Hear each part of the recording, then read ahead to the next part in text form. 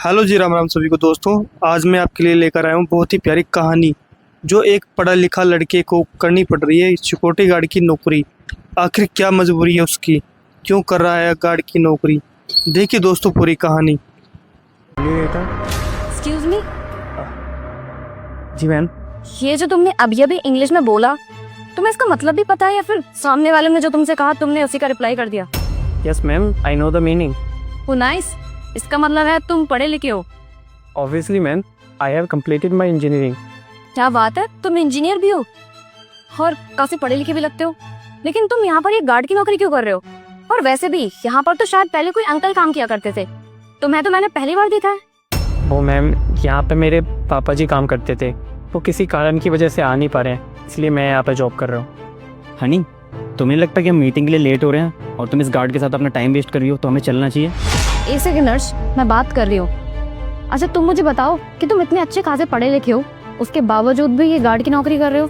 अगर तुम चाहते तो किसी अच्छी बड़ी कंपनी में अच्छी पोस्ट पे काम कर सकते थे और तुम्हें सैलरी पैकेज भी अच्छा मिलता। एक्चुअली मैम, मैं एक इंजीनियर हूँ और मैं एक IT कंपनी में काम भी कर रहा था, लेकिन किसी वजह से ना उस कंपनी में से कुछ एम्प्लॉयर्स को बाहर निकाल दिया गया, जिनमें से एक मैं भी हूँ। और फिर उसके बाद मेरे पापा जी की भी तबीयत ख़राब हो गई, तो घर का खर्चा कैसे चलता, इसलिए मैंने उनको कहा कि आपकी जॉब पे मैं चला जाता हूँ। और एक वो दिन था और आज का दिन है, तब से मैं यहाँ गार्ड की जॉब कर रहा हूँ। तुम तो बहुत अच्छी हो। आज के टाइम पे कोई भी बच्चा अपने माँ बाप के बारे में इतना नहीं सोचता। तुम्हारे पापा की तबीयत खराब थी तो उनके बदले तुम यहाँ पर नौकरी ज्वाइन करने के लिए आ गए।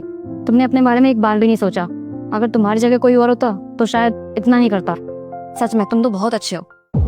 हाँ मैम, वो क्या है ना, बचपन से ही मैंने अपने पापा जी को एक गार्ड की जॉब करते हुए देखा है और उन्होंने मुझे इतना बड़ा किया, इतना पढ़ाया लिखाया, वो भी इस गार्ड की नौकरी की वजह से।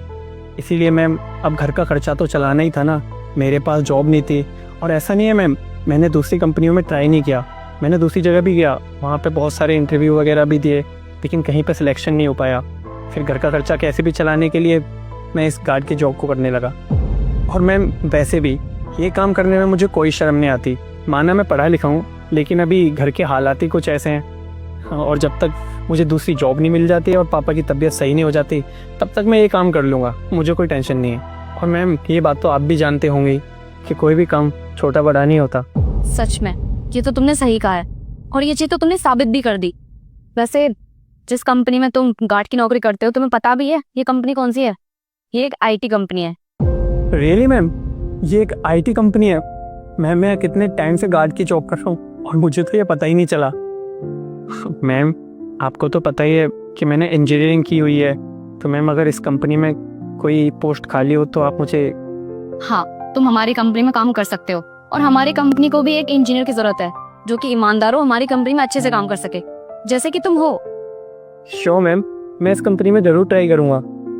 लेकिन मैं तुम्हें ऐसे सिलेक्ट नहीं कर सकती। सबसे पहले मुझे तुम्हारा इंटरव्यू लेना होगा। अगर तुम इंटरव्यू क्रैक करते हो, उसके बाद ही हम डिसाइड करेंगे कि तुम हमारी कंपनी में काम कर सकते हो या फिर नहीं। श्योर मैम, मैं पूरी मेहनत करूँगा कि मैं इंटरव्यू क्रैक कर पाऊँ, और मैं जॉब लगने के बाद ना मैं पूरी ईमानदारी से काम करूँगा। ठीक है, तो फिर कल सुबह 10 बजे मिलते हैं। ठीक है मैम, मैं कल सुबह टाइम से पहुँच जाऊँगा। Thank you ma'am. Thank you sir. कोई बात नहीं, यू वेलकम। चले। चलिए। तो दोस्तों आपको वीडियो कैसी लगी? अगर वीडियो आपको अच्छी लगी तो वीडियो को लाइक शेयर कमेंट जरूर कीजिए।